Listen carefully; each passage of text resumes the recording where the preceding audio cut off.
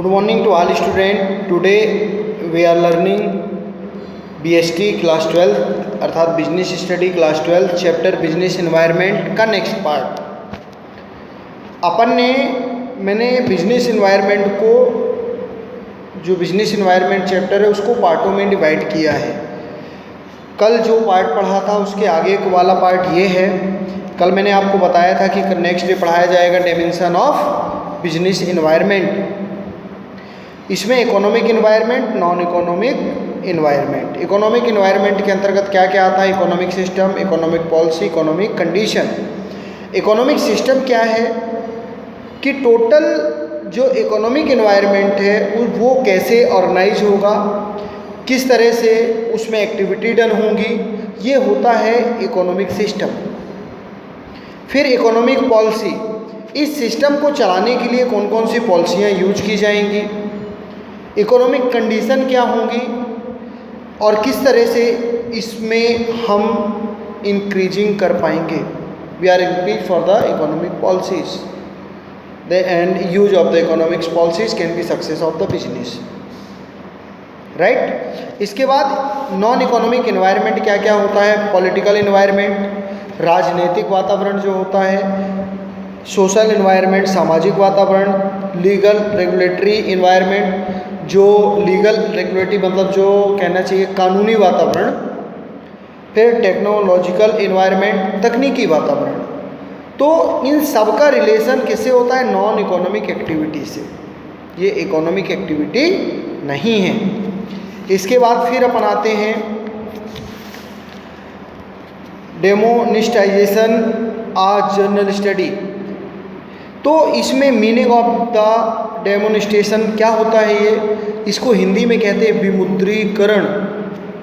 जैसे अभी 8 नवंबर 2016 में नोटबंदी हुई थी, यही तो है विमुद्रीकरण, मुद्रा का अप्रचलन हो जाना।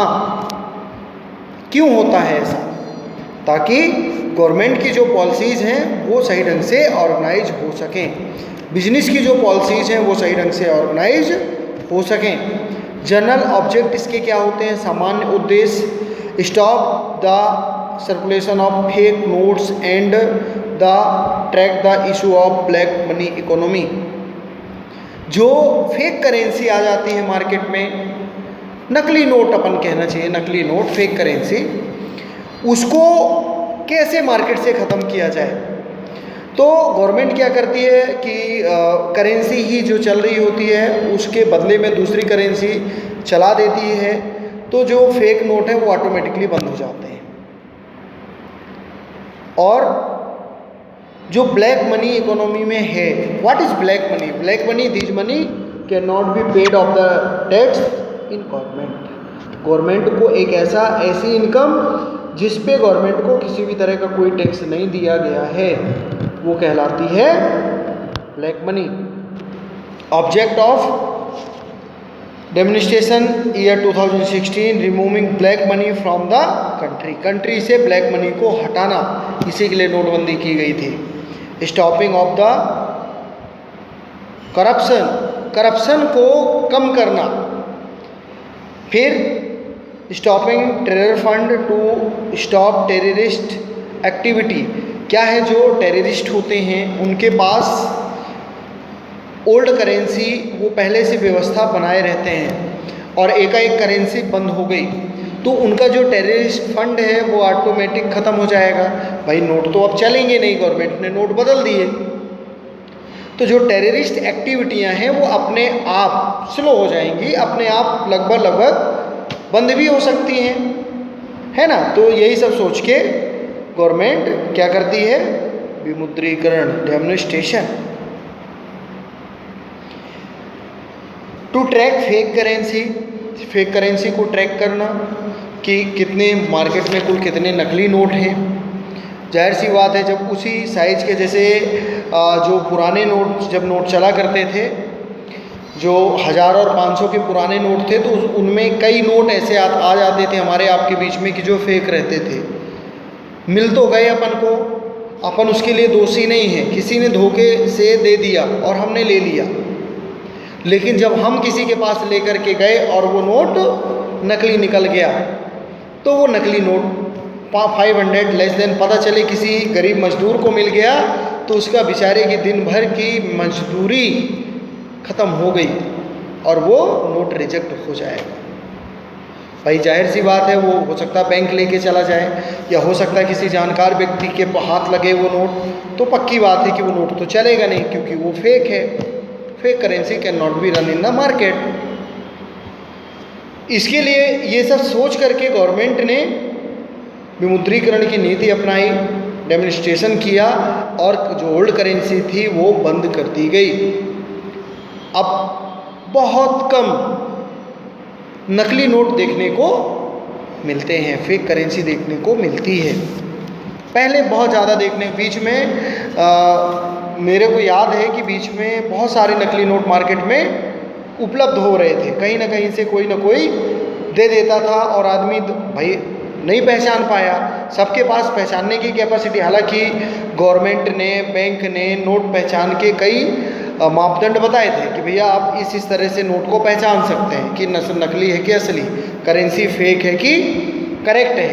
लेकिन फिर भी कई अनभिज्ञ लोग होते थे जो कि नहीं पहचान पाते थे, जिसका साइड इफ़ेक्ट जिसके साइड इफ़ेक्ट के कारण रिलेटेड पर्सन को उस चीज़ का लॉस हो जाया करता था। फिर to transfer Indian economy it cashless economy, Indian economy को कैशलेस इकोनॉमी में चेंज करना। भाई कैशलेस इकोनॉमी में अगर चेंज हो गई तो फेक करेंसी का कोई रोल ही नहीं बचेगा। ऑनलाइन फंड ट्रांसफ़र, ऑनलाइन ही लेन देन चलने लगे ज़्यादातर। उसके पहले जब नोटबंदी नहीं हुई थी, उसके पहले इतने ज़्यादा ऑनलाइन ट्रांजैक्शन नहीं होते थे। जैसे ही नोटबंदी हुई उसके बाद एकाएक ऑनलाइन ट्रांजैक्शन का क्रेज़ बढ़ा और कंटिन्यूली ऑनलाइन ट्रांजैक्शन होने लगे। To bring tax evasion to है, टैक्स का भी थोड़ा सा कलेक्शन हुआ।